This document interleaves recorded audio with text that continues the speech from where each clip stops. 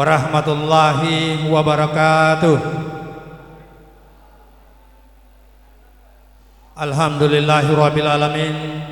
Wassalatu wassalamu ala asrafil anbiya'i wal mursalin Sayyidina Muhammadin wa ala alihi washabihi ajmain. Amma ba'd. Yang terhormat Kasih Binadik Lapas kelas 2 Gorontalo yang diwakili oleh Bapak Alpian Ismail, yang saya hormati Ustadz penceramah yang di hadapan kita ini. Ada dua Pak Ustadz yang mengenakan baju koko putih, Al Ustadz Bapak Amar Dunggio yang sebentar yang juga selaku penceramah pada sore hari ini. Beliau bersama rekan beliau Al Ustadz Bapak Rusli Falinda.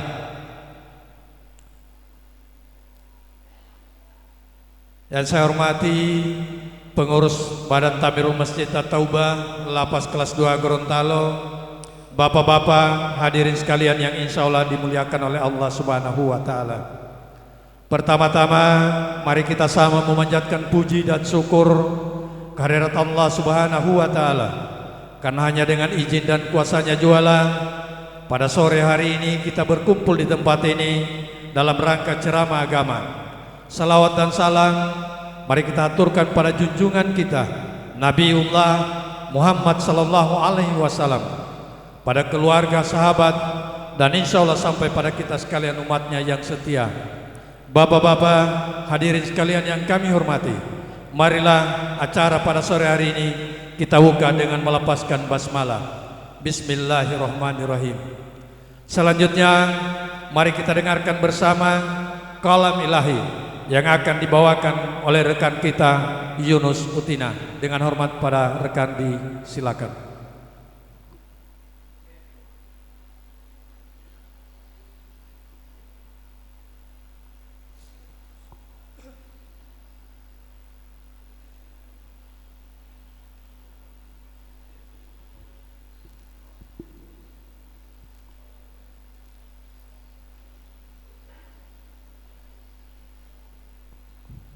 Assalamualaikum warahmatullahi wabarakatuh.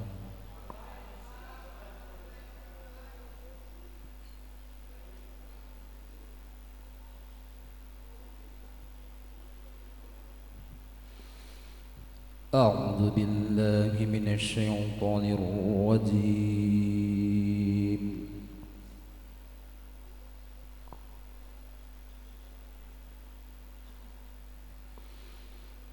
Bismillahirrahmanirrahim.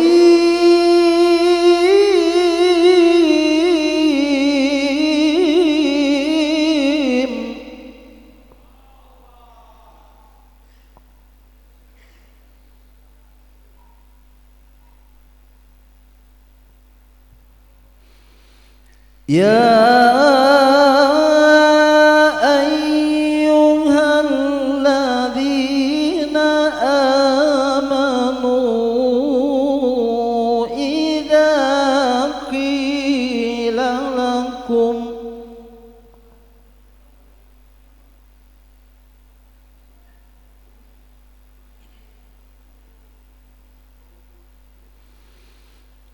إذا قيل لكم تفسحوا في المجالس فافسحوا يفسح الله لكم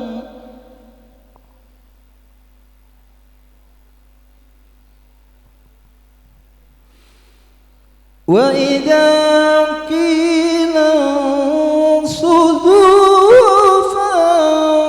فانصدوا يرفع الله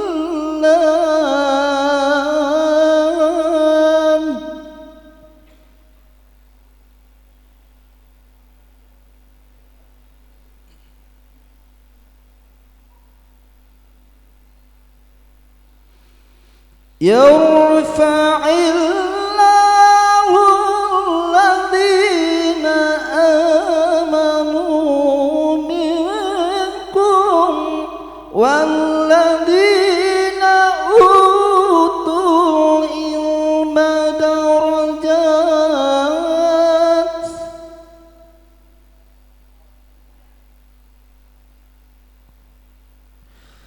wallahu bima ta'maluna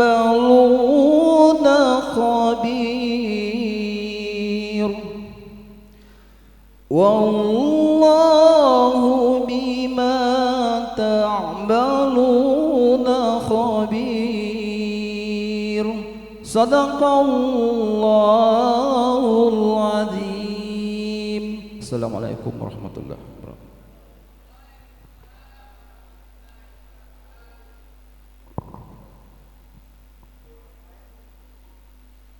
Demikian tadi yang telah kita dengarkan bersama kalamilah yang disampaikan oleh rekan kita Yunus Sutina. Pada rekan disampaikan terima kasih. Selanjutnya mari kita ikuti kuliah 7 menit yang akan disampaikan oleh rekan kita Ram Botutihe. Dengan hormat disilakan.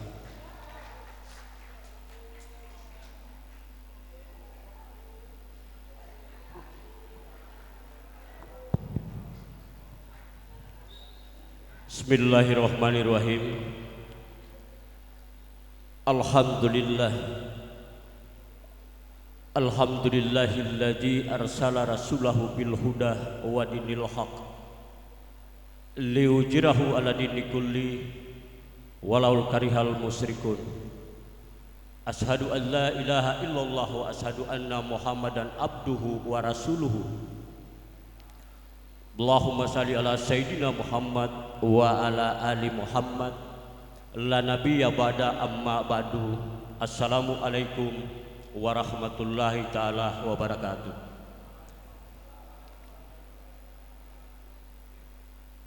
Yang kami hormati Bapak Al-Ustadz, yang saya juga mendapatkan informasi bahwa beliau ini salah satu penceramah yang cukup dikenal di Provinsi Gorontalo. Orang tua kami yang selalu mendidik kami, yang dalam hal ini diwakili oleh Bapak Alpian, Bapak Kasih Binadik, kebetulan berhalangan hadir. Saudara-saudaraku yang lebih tua dari saya, yang seumuran dengan saya, adik-adik saya, mula pertama, mari kita banyak berdoa kepada Allah Subhanahu wa taala, di mana pada hari ini kita masih diberikan kekuatan dan kesehatan sehingga masih dapat berhadir di tempat ini dalam rangka menghadiri kegiatan yang sering dilaksanakan oleh para pengurus Masjid At-Taubah Lapas 2 Kota Gorontalo. Mudah-mudahan apa yang kita laksanakan beroleh pahala ridho dari Allah Subhanahu wa taala. Untuk itu selawat dan salam mari kita persembahkan ke hadapan ikutan kita Muhammad Rasulullah sallallahu alaihi wasallam yang telah mengeluarkan kita umatnya dari alam kegelapan menuju alam yang terang benderang. Saudara-saudaraku sekalian yang saya hormati, Pak Ustadz mohon izin, sebenarnya saya agak kaku berceramah di hadapan Bapak Pak Ustadz, tetapi apalah daya, memang di Lapas Kota Gorontalo ini kita diberi tugas dan mewakili setiap yang namanya blok. Kebetulan saya ini perwakilan dari Seibadan dituju ke Mendadak. Bapak-bapak sekalian, dunia ini bagi saya, dunia ini hanyalah sementara dan akhirat itu adalah selamanya. Maka pada hari ini izinkanlah saya menyampaikan bahwa di kehidupan ini itu perlu ada dua hal yang harus kita lakukan, dan kalaupun ada hal-hal yang salah menurut bapak-bapak sekalian itu kembalikan kepada saya. Sesungguhnya saya juga masih belajar sama dengan bapak-bapak sekalian. Di kehidupan ini ada yang namanya kegaduhan sering terjadi di dalam dadah manusia. Hari ini jangankan bapak-bapak, saya hari ini sementara gaduh atau kacau di dalam hidup dan kehidupan saya hari ini. Saya meyakini bahwa kekacauan yang terjadi di dalam dada kita itu mampu kita selesaikan dengan mengerjakan sembahyang 5 waktu, Bapak-bapak sekalian. Kalau kita misalnya mengerjakan sembahyang, yakinlah seluruh persoalan, seluruh masalah yang hari ini kita pikirkan, saya yakin dan percaya semua bisa ada solusinya. Saya 5 hari yang lalu ketika mendengar azan subuh dari pengurus masjid ini, memang ada sedikit getaran yang saya rasakan ketika saya tidak mau melaksanakan sembahyang subuh. Karena begitu dikumandangkan azan, Allahu Akbar, Allahu Akbar, di dalam dada kita yang sementara kita melaksanakan, bagi yang tidur itu tidak masalah, karena sesungguhnya di dalam beragama tidak ada pemaksaan, Bapak-bapak sekalian. Hanya kalau ketika kita dipanggil lalu kita tidak langsung siap-siap mengikuti panggilan itu, yakin dan percayalah bahwa kekacauan yang ada di dalam dada kita hari ini itu pasti tidak akan terselesaikan. Karena di sini jelas ucapan Bismillahirrahmanirrahim itu sangat jelas bagi kehidupan kita manusia. Bismillahirrahmanirrahim yang kurang lebih artinya Maha Suci Allah, Maha Pemurah lagi Maha Penyayang. Kalau mau disayang oleh Allah, dekat dengan Allah. Kalau mau disayang sama Pak Alpian, dekati Pak Alpian, supaya semua urusan yang ada di sini bisa terselesaikan, Bapak-bapak sekalian. 2 menit lagi, hari ini teman-teman kita sedang menghadapi masalah yang hari ini mereka disidangkan di pengadilan. Mari kita berdoa, mudah-mudahan mereka diberi kekuatan, mereka diberi kesabaran dalam hal menghadapi tuntutan yang mungkin bagi saya pribadi, belum tentu kita yang duduk di tempat ini semua melakukan kesalahan, Bapak-bapak sekalian. Tapi yakinlah, kalau kita berbuat salah, pasti ada kebaikan yang pernah kita buat di luar sana. Jadi kebaikan itulah yang akan meluruskan atau yang datang membantu kita di dalam menyelesaikan semua persoalan. Saya yakin, mari lewat kesempatan ini, mari kita sama-sama sembahyang, mari kita sama-sama tegakkan sholat. Karena dengan sholat hidup ini bisa damai. Karena di dalam Al-Quran itu dijelaskan, irji'i ila radiyatan mardiyah, hai jiwa yang tenang, hanya jiwa yang tenang yang akan dipanggil oleh Allah. Bapak-bapak sekalian, kalau Anda gaduh, saya yakin, karena di dalam penjara ini saya dua bulan saya di Lapas Balayo, Lapas Marisa, lalu saya pindah ke kota. Hanya satu persoalan yang saya alami, kalau kita jauh dari Allah, maka kegaduhan yang hari ini berkecamuk di dalam dada tidak akan ada solusinya, kecuali satu, sembahyang, Bapak-bapak sekalian. Karena hanya dengan sembahyang kita bisa selamat. Karena Allah Subhanahu wa Ta'ala hanya mampu menjamin ketika kita mau mendengar, kalau misalnya ada azan berkumandang, coba bangunlah Bapak-bapak sekalian. Yakin hari ini kita lagi bermasalah, mudah-mudahan semua akan diringankan. Jadi ini saja yang perlu dapat saya sampaikan. Lebih dan kurangnya mohon dimaafkan. Kalau ada kata-kata yang menyinggung Bapak-bapak sekalian, saya sebagai manusia tentunya tidak luput dari segala kehilapan dan kealpaan. Mohon maaf, billahi taufiq wal hidayah. Wassalamualaikum warahmatullahi taala wabarakatuh.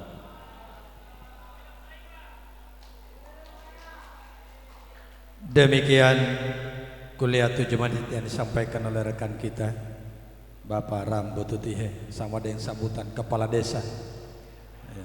Dan pada beliau disampaikan terima kasih. Bapak-bapak hadirin sekalian yang kami hormati, teristimewa Kasih Binadik yang diwakili oleh Pak Ridwan, Pak Alpian, mohon maaf. Mari kita dengarkan bersama ceramah agama yang akan disampaikan oleh Al Ustadz Bapak Amar Dunggio. Dengan hormat pada Bapak, disilakan.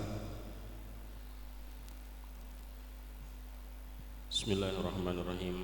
Assalamualaikum warahmatullahi wabarakatuh. Innal hamdalillah nahmaduhu wa nasta'inuhu wa nastaghfiruhu wa nu'minu bihi wa natawakkalu alaihi wa na'udzu billahi min shururi anfusina wa min sayyiati a'malina.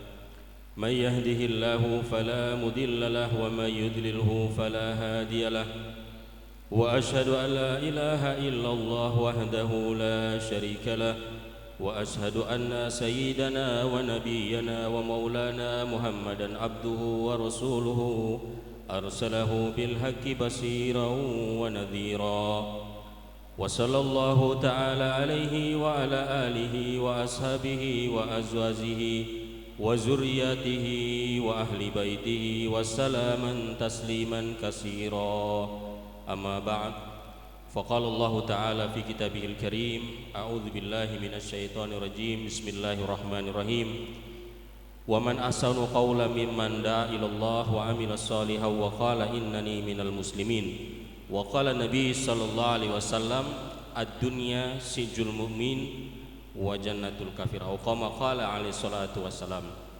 Pertama-tama yang saya hormati Bapak Alfian Ismail, juga pengurus Masjid At-Taubah dan seluruh warga binaan Lapas kelas 2A.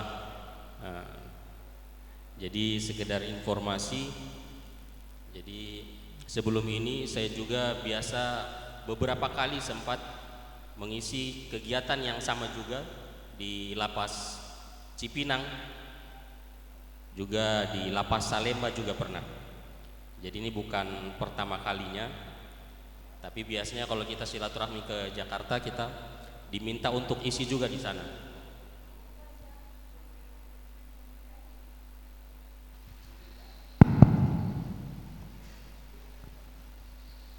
Jadi alhamdulillah saya merasa senang sekali bisa berkumpul dengan saudara-saudara saya semua yang ada di sini. Semoga pertemuan kita di tempat yang baik ini bersama dengan orang-orang baik untuk mendengarkan pembicaraan yang baik-baik.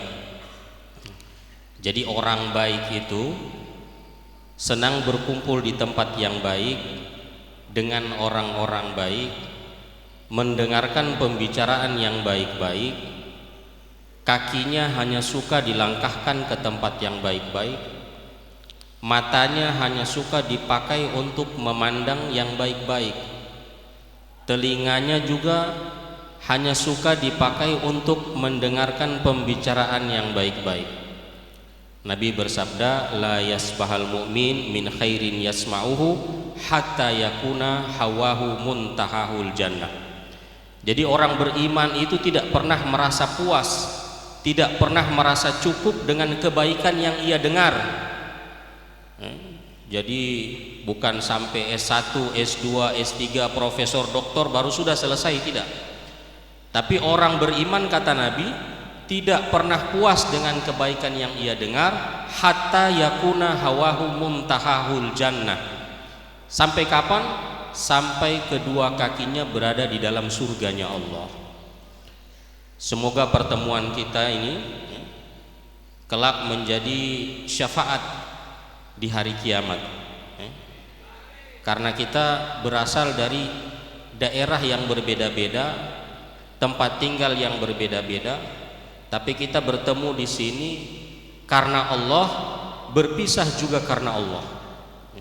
Jadi tidak ada kepentingan apa-apa, tidak ada. Kata Nabi, ada 7 golongan nanti di hari kiamat. Ketika itu semua manusia dalam keadaan panik. Matahari yang tadinya sekarang ini jauhnya bermiliar-miliar kilometer dari dunia yang sekarang kita tinggali, nanti hari kiamat Allah tarik itu matahari tinggal 1 jengkal di atas kepala. Dan bumi yang kita pijak sekarang Allah ganti dengan tembaga. Dan kita berdiri di yaumil mahsyar itu lamanya bukan 20 tahun, 30 tahun, bukan 50 tahun, tapi 50.000 tahun lamanya. Jadi ketika itu kalau di dunia ini orang tua kita rela mengorbankan apa saja asalkan anaknya ini senang, anaknya ini bahagia. Tapi kalau di padang mahsyar orang tua ini bilang nafsi-nafsi. Dia rela mengorbankan anaknya asalkan dia hidup bahagia nanti di padang mahsyar. Bayangkan kalau di dunia ini ibu kita rela mengorbankan apa saja biar dia lapar, yang penting anaknya makan. Biar dia kepanasan, yang penting anaknya teduh. Tidak mau anaknya menderita. Tapi ketika di padang mahsyar itu begitu dahsyat keadaan di padang mahsyar sampai orang tua itu jangankan mau mengorbankan anaknya, tapi dia rela korbankan anaknya asalkan dia bisa hidup senang nanti di padang mahsyar. Nah, nanti ada 7 golongan kata Nabi yang mana mereka akan duduk di atas mimbar-mimbar cahaya dan akan dinaungi oleh arsy-Nya Allah Subhanahu wa taala, jadi tidak kepanasan. Siapa mereka? Di antaranya adalah pemuda yang ketika di dunia, laki-laki mereka yang bertemu dan berpisah karena Allah Subhanahu wa taala. Semoga kita semua yang ada dalam majelis ini dimasukkan dalam golongan tersebut. Amin ya rabbal alamin. Hadirin bapak-bapak yang dimuliakan Allah Subhanahu wa taala. Jadi kita senantiasa bersyukur kepada Allah Subhanahu wa taala karena Allah Subhanahu wa taala ini tidak pernah berhenti untuk memberikan nikmatnya kepada kita sekalian.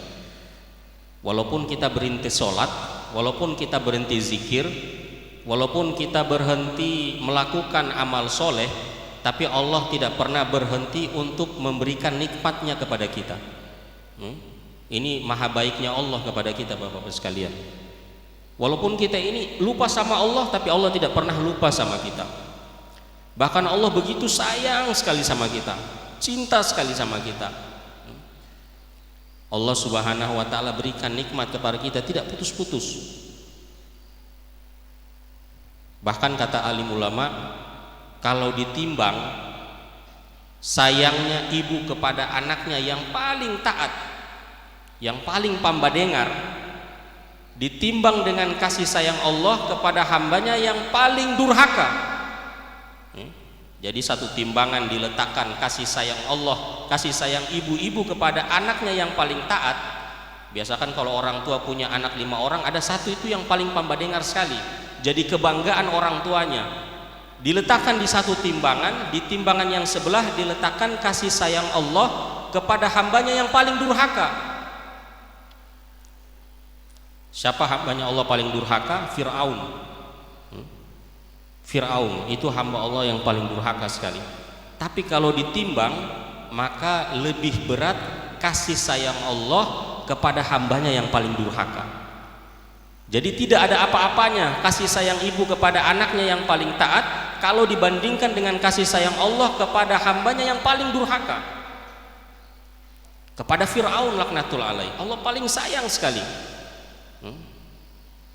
Allah Subhanahu wa taala katakan dalam sebuah hadis qudsi, "Lau balagat dunubuka ananas sama." Wahai hambaku, ketika kamu di dalam rahim ibumu, aku memberi kamu makan, aku beri kamu minum, aku pelihara wajahmu sehingga wajahmu tidak bercampur dengan kotoran yang ada di dalam perut ibumu.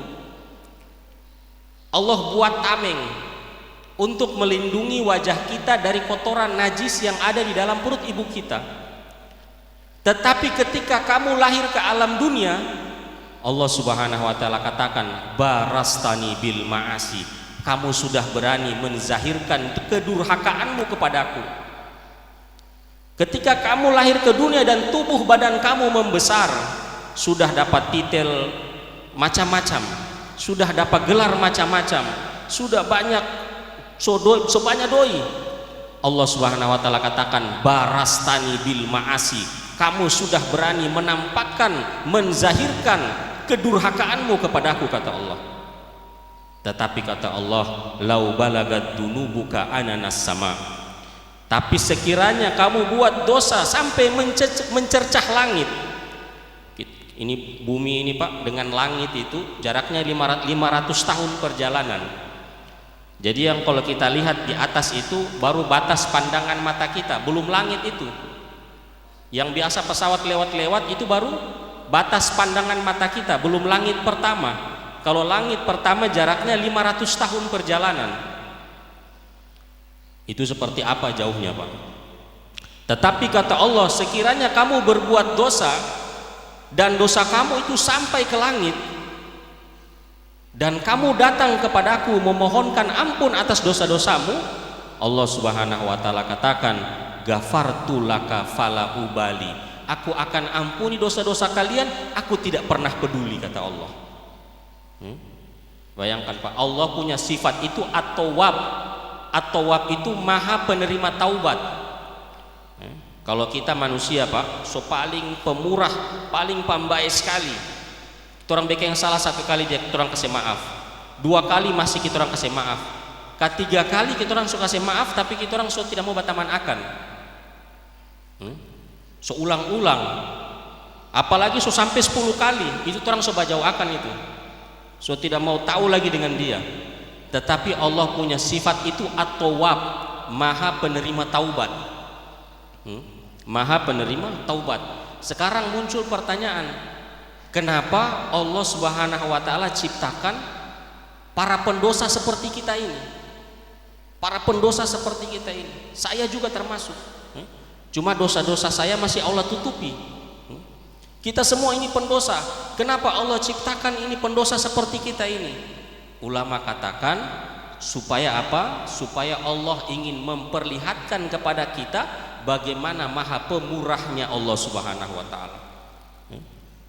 Bagaimana maha pengampunnya Allah Subhanahu wa taala. Bagaimana maha penerima taubatnya Allah Subhanahu wa taala. Allah ciptakan para pendosa-pendosa. Jadi Allah ciptakan surga itu buat pendosa, Allah ciptakan neraka juga untuk pendosa. Jadi dua-duanya Pak. Allah ciptakan surga untuk pendosa, Allah ciptakan neraka untuk pendosa juga. Jadi Allah ciptakan surga untuk pendosa yang mau bertobat atas dosa-dosanya, dan Allah ciptakan neraka untuk pendosa yang mau bangga dengan dosa-dosanya. Bangga dengan dosa-dosanya. Dia cerita dia punya dosa-dosa, dia bangga sekali. Padahal dia punya dosa-dosa Allah sudah tutupi. Maksiatnya di masa lalu Allah sudah tutupi, tapi dia cerita sama teman-temannya dengan perasaan bangga, congkak, angkuh. Jadi surga Allah ciptakan untuk pendosa yang mau bertobat atas dosa-dosanya, dan neraka Allah ciptakan juga untuk pendosa yang bangga dengan dosa-dosanya. Sayyidina Umar, bapak-bapak sekalian, kita sering dengar Sayyidina Umar bagaimana itu orangnya. Sahabat Nabi yang pernah dulu ketika masih jahiliyah, ketika musyawarah pembesar-pembesar Quraisy, ini Abu Sufyan tanya, siapa yang siap membunuh Muhammad? Semua preman-preman ketika itu tidak ada yang angkat tangan. Siapa yang angkat tangan? Sayyidina Umar ibnul Khattab radhiyallahu anhu. Dia angkat tangan, saya siap, saya bersedia membunuh Muhammad, saya akan bunuh dia sekarang juga. Ini Sayyidina Umar ini. Tapi ketika di jalan mau pergi sama Rasulullah, ketemu dengan Sa'ad bin Abi Waqqas. Sa'ad bin Abi Waqqas juga ini sama juga, preman juga di zaman itu. Preman juga di zaman itu. Maka ketika ditanya, wahai Umar, kamu bawa pedang mau kemana? Saya mau pergi sama Muhammad. Buat apa? Saya ingin bunuh dia. Kata Sa'ad bin Abi Waqqas, kalau begitu kamu lewati mayat saya dulu. Sa'ad bin Abi Waqqas tadi Subhanallah. Ini juga singa padang pasir. Umar juga singa padang pasir. Umar ini bapak sekalian, dia punya riwayat. Riwayat itu mengatakan Umar kalau dia naik kuda, dia punya kaki sampai di tanah. Bagaimana besarnya Umar itu Pak? Kuda Arab ini, kuda Arab, bukan kuda Gorontalo yang kecil-kecil. Kuda Arab itu tinggi. Sayyidina Umar kalau naik kuda Arab, dia punya kaki sampai di tanah Pak. Itu besarnya Sayyidina Umar.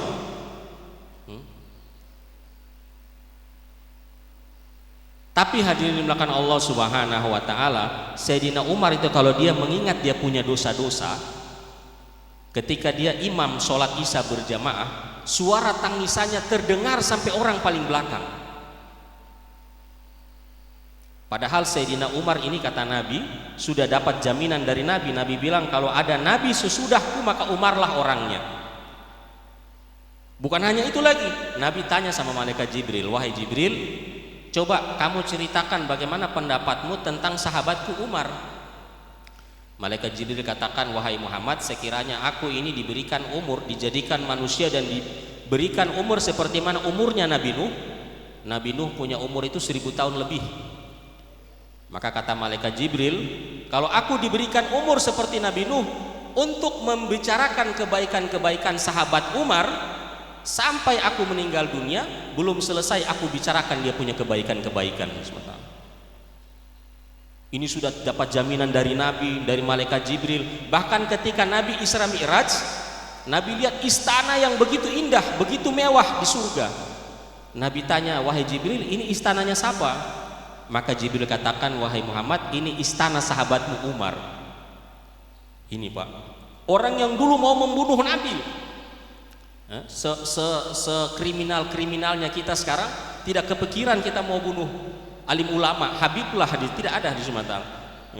Mau membunuh Habib tidak kepikiran, tidak terlintas di Sumatera. Tapi Umar bukan membunuh Habib Pak, membunuh Sayyidul Anbiya wal Mursalin, penghulunya para nabi di Sumatera. Tapi ketika dia bertobat hadis Sumatera, Allah Subhanahu wa taala berikan dia jaminan yang begitu dahsyat. Tetapi walaupun dapat jaminan dari Allah, dari malaikat Jibril, dari baginda Nabi SAW, Sayyidina Umar itu sering menangis hadis Sumatera. Sering menangis Pak. Jadi jangan gengsi-gengsi, kita kalau menangis jangan gengsi. Biasa setan bisik dalam hati kita, wah ngana ini laki-laki masa mau menangis, malu sama tato, masa ada tato baru menangis dari Sumatera. Seolah-olah kalau kita menangis, seolah-olah tidak jantan, seolah-olah kurang jantan. Kira-kira kita dengan Sayyidina Umar Pak, lebih jantan siapa di Sumatera? Sayyidina Umar itu dalam riwayat, Nabi kumpul dengan sahabat-sahabat, Nabi cerita bagaimana Munkar dan Nakir, wujudnya Munkar Nakir dikubur seperti apa. Nabi bilang Munkar itu dia punya jarak antara ini bahu ini, bahu kanan dengan bahu kiri ini, jaraknya 70 tahun perjalanan. Nah, nanti kita semua Pak akan ketemu ini Munkar Nakir di Sumatera. Semua nanti kita akan ketemu ini. Nabi bilang jaraknya 70 tahun perjalanan ini, bahu kiri dengan bahu kanan. Suaranya seperti halilintar, matanya menyala seperti api di Sumatera, giginya seperti tanduk sapi kata Nabi SAW. Maka ketika itu ada Sayyidina Umar. Sayyidina Umar dengar, Sayyidina Umar bilang, ya Rasulullah, sekiranya iman saya di dalam kubur nanti sama seperti iman saya sekarang ini, maka belum apa-apa itu Munkar dan Nakir model begitu itu. Tidak mundur anak, Munkar Nakir tidak mundur anak. Maka ketika itu turun malaikat Jibril menceritakan bagaimana keadaan Umar nanti di alam kubur. Umar masih hidup. Malaikat Jibril cerita, ya Rasulullah, saya diperintahkan Allah untuk memberitahu bagaimana keadaan Umar nanti di kubur. Maka ketika Umar dikubur, datang Munkar dan Nakir bertanya, Marrabbuka, siapa Tuhanmu? Umar menjawab, Rabbi Allah, Tuhan saya Allah. Lalu siapa Tuhan kalian berdua? Umar tanya balik Pak kepada Munkar dan Nakir. Bayangkan, seumur-umur Munkar dan Nakir itu tanya sama orang di kubur, baru satu kali ini ditanya balik di Sumatera. Bayangkan di Sumatera, ini Munkar dan Nakir ini di Sumatera. Kalau kita saja baru diinterogasi di Sumatera, kita sudah Masya Allah, sudah gemetaran kita punya kaki Pak. Apalagi nanti ini Munkar dan Nakir di Sumatera. Tapi Umar dia punya keadaan imannya, level imannya begitu kuat sekali. Hadirin tuan-tuan yang dimuliakan Allah Subhanahu wa taala, tetapi Umar walaupun dengan dia punya masa lalu begitu suram, sehingga Umar pernah bercanda dengan sahabat-sahabat. Umar tanya, menurut kalian kira-kira siapa orang di antara kita yang paling banyak pahalanya? Sahabat yang lain tidak tahu. Umar bilang, saya adalah orang yang paling banyak pahalanya. Maka ditanya, kenapa kamu bisa bilang begitu? Umar katakan, karena saya pernah mendengar Nabi Muhammad SAW bersabda bahwa ketika satu orang itu dia bertaubat, maka seluruh keburukannya di masa lalu Allah ganti jadi kebaikan. Dan aku yakin dari semua orang yang tinggal di kota Mekah tidak ada orang yang lebih banyak keburukannya daripada saya, kata Sayyidina Umar. Bayangkan bismillah. Jadi maha baiknya Allah, kalau kita bertaubat bukannya kita punya dosa Allah hapus bersih, tidak. Misalnya kalau dulu kita punya dosa ini 1 miliar, ketika kita bertaubat kita kembali sama Allah, maka 1 miliar dosa ini Allah ganti menjadi 1 miliar kebaikan. Bayangkan bismillah. Kurang baik apalagi Allah sama kita, Pak. Kita ini baru tobat ini, belum sholat, belum zikir, belum apa-apa, tapi seluruh keburukan kita di masa lalu, yubadidullahu sayyiatin hasanat. Allah Ta'ala katakan apa? Aku akan mengganti seluruh keburukannya dengan kebaikan. Kalau kita punya 1 triliun dosa, ketika kita bertobat Allah ganti menjadi 1 triliun kebaikan. Makanya ada sahabat-sahabat Nabi ketika dia tobat langsung pergi berperang, langsung mati di medan perang, masuk surga. Sahabat-sahabat heran, ya Rasulullah, dia ini belum sholat, belum apa-apa, masuk Islam langsung pergi berjihad, meninggal di medan perang. Tapi Nabi katakan ini ahli surga, padahal dia belum bikin amal apa-apa. Karena apa? Karena ketika dia bertobat seluruh dosa-dosanya di masa lalu Allah ganti jadi kebaikan. Hadirin bapak-bapak yang dimuliakan Allah Subhanahu wa taala, maka kita jangan tunda-tunda bertobat kepada Allah Subhanahu wa taala. Jangan sampai kita terkena penyakit yang namanya at-taswif. Apa itu at-taswif? Penyakit suka menunda-nunda amal kebaikan. Hari ini saya tidak sempat sholat tahajud, oh tidak apa-apa, masih ada esok hari. Besok lagi tidak sempat lagi, oh tidak masalah, masih ada lusa. Lusa tidak sempat lagi, oh tidak apa-apa, masih ada bulan Ramadan. Maka kata Nabi, banyak orang punya angan-angan lebih panjang dari umurnya. Angan-angannya nanti mau bertobat kalau so pensiun, mau sungguh-sungguh makmurkan masjid kalau so pensiun. Ternyata belum pensiun so meninggal. Hadis mata. Belum tua so meninggal.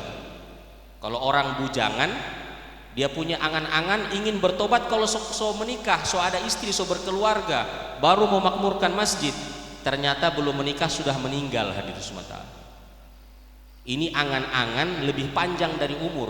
Angan-angannya mau bertobat bulan Ramadan, ternyata sebentar malam sudah meninggal. Hadirin semata. Dia punya umur cuman sampai sebentar malam, tapi angan-angannya sudah sampai bulan Ramadan, sudah sampai 2030. Hadirin semata.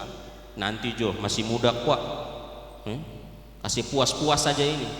Jadi kematian mendadak, namanya kematian mendadak Pak. Kalau biasa kan orang sering dengar kabar, teh ini meninggal. Ah masa tadi perasaan ada sehat-sehat, ada baku dapat kamar sehat-sehat. Ini namanya kematian mendadak. Beda dengan orang yang solama sakit, kita orang pas dengar meninggal, oh iya memang dia solama sakit. Tapi ini kematian mendadak. Kematian mendadak bagi orang beriman, orang soleh itu adalah rahmat. Jadi kalau orang beriman, orang amal soleh dapat kematian mendadak itu hadiah dari Allah, rahmat. Tapi bagi orang yang durhaka ini musibah besar. Hadirin semata. Kematian mendadak ini musibah besar karena tidak ada persiapan apa-apa. Jadi tidak bisa mau pulang-ulang Pak. Jadi kalau kita mati tidak bisa mau pulang-ulang di dunia. Maka hadirin tuan-tuan yang dirahmati dan dimuliakan Allah Subhanahu wa taala, maka kita pergunakan sisa-sisa umur kita ini untuk taat kepada Allah Subhanahu wa taala. Jadi yang diharapkan bukan hanya di sini saja, tidak kita makmurkan masjid, tapi setelah kita keluar dari sini, kita kembali ke rumah kita, kampung kita masing-masing, kita bisa makmurkan masjid kita di kampung kita masing-masing. Ini Pak, kita istiqomah, kita istiqomah. Jangan kita amal-amal kita tinggalkan di sini. Pas keluar, ini semua amal-amal kita tinggalkan di sini, jangan. Tapi kita bawa amal-amal kita sampai kita kembali kepada Allah Subhanahu wa taala, sampai yang dikatakan sama Ustaz tadi, beliau katakan apa? Ya ayuhan nafsul mutmainnah, wahai jiwa-jiwa yang tenang, irji'i ila rabbiki radiyatan mardiyah, wadkhuli fi ibadi wadkhuli jannati. Wahai jiwa-jiwa yang tenang, kembalilah kepada Allah Subhanahu wa taala, masuk ke dalam surga SWT. Semoga kita semua ini nanti kelak perjumpaan kita ini menjadi syafaat kita nanti di akhirat, menjadi sebab Allah Subhanahu wa taala kumpulkan kita di dalam surganya Allah Subhanahu wa taala. Jadi itu pasti, Pak, pasti. Bapak-bapak sekalian, ini calon-calon raja-raja semua ini. Kalau sekarang ini kan ada calon wali kota, calon bupati, calon anggota dewan, itu belum pasti, belum tentu mau tadudu, mau jadi. Tapi kalau kita orang beriman, Pak, dalam hati kita ada kalimat la ilaha illallah, semuanya jadi calon raja-raja di surga, Pak. Ini muka-muka raja-raja semua ini. Tapi sudah tidak ada ini yang tua-tua begini, tidak ada nanti di surga SWT. Jadi muda ulang, jadi umur 33 tahun. Kalau perempuan umur 16 tahun selama-lamanya. Kalau laki-laki umurnya Nabi Isa 33 tahun untuk selama-lamanya di SWT. Maka untuk itu semoga perjumpaan kita ini dirahmati oleh Allah Subhanahu wa taala, kelak bisa menyambung silaturahmi kita nanti di surganya Allah Subhanahu wa taala. Mungkin hanya ini yang bisa saya sampaikan. Semoga bermanfaat bagi kita sekalian, khususnya kepada diri saya sendiri yang menyampaikan. Wabillahi taufiq wal hidayah. Wassalamualaikum warahmatullahi wabarakatuh. Subhanallah bihamdi, subhanakallahumma bihamdika, astaghfiruka wa atubu ilaik. Assalamualaikum warahmatullahi wabarakatuh.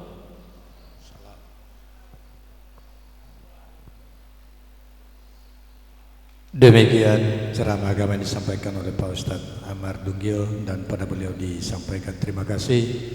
Dan untuk menutup acara pada sore hari ini, masih mohon perkenan kesediaan Pak Ustadz menutup acara ini dengan doa.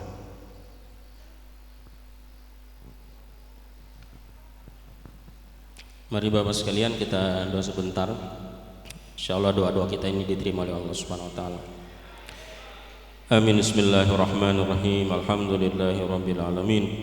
Allahumma shalli wa sallim ala sayyidina Muhammad kama shallaita wa sallamta ala Ibrahim wa ala sayyidina Ibrahim fil alamin innaka Hamidum Majid. Ya Allah ya Rahman ya Rahim, ampunilah dosa-dosa kami ya Allah. Ya Allah, ampunilah dosa kedua mata kami ya Allah, dosa kedua telinga kami ya Allah, dosa kedua tangan maupun kedua kaki kami ya Allah, dosa kecil maupun besar ya Allah, dosa yang sengaja maupun tidak sengaja ya Allah. Ya Allah, gantilah segala keburukan-keburukan kami dengan kebaikan ya Allah. Keluarkanlah sifat-sifat hewaniat yang ada dalam diri kami ini ya Allah. Keluarkanlah sifat-sifat yang Engkau murkai dalam diri kami ya Allah. Gantilah dengan sifat-sifat yang Engkau ridhoi ya Allah. Ya Allah ya Rahman ya Rahim, peliharalah ahli keluarga kami yang kami tinggalkan ya Allah. Peliharalah istri dan anak-anak kami ya Allah. Ya Allah, cukupilah kebutuhan keperluan mereka ya Allah. Ya Allah, hiburlah mereka walaupun tidak ada kami di sisi mereka ya Allah. Ya Allah, jikalau mereka sakit ya Allah, sembuhkanlah mereka penyakit mereka ya Allah.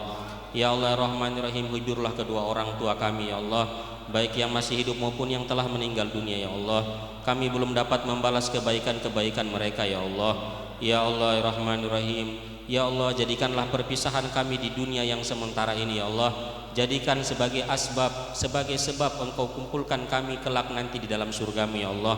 Ya Allah Rahman Rahim, perkenankanlah kami, kumpulkanlah kami dengan Nabi dan para sahabat di dalam surgamu ya Allah. Ya Allah, kami yang penuh dengan dosa ya Allah, yang bergelimang dosa ya Allah, izinkanlah untuk memandang wajahmu yang maha indah kelak di dalam surgamu ya Allah. Ya Allah Rahman Rahim, kami tidak pandai dalam berdoa ya Allah, hati kami keras ya Allah, kami sulit untuk menangisi dosa-dosa kami ya Allah. Ya Allah, lembutkanlah hati kami ya Allah. Ya Allah Rahman Rahim, demi kemuliaan-Mu, demi keagungan-Mu, demi kesempurnaan sifat-Mu, kabulkanlah doa-doa kami ini ya Allah. Wassallallahu ala sayyidina Muhammadin wa ala alihi wa sahbihi wa baraka wasallam. Subhana rabbika rabbil izzati amma yasifun, wa salamun alal mursalin, walhamdulillah. Dengan berakhirnya doa tadi, berakhir pula seluruh rangkaian kegiatan pada sore hari ini. Atas perhatian kita semua disampaikan terima kasih. Billahi taufiq wal hidayah. Assalamualaikum warahmatullahi wabarakatuh.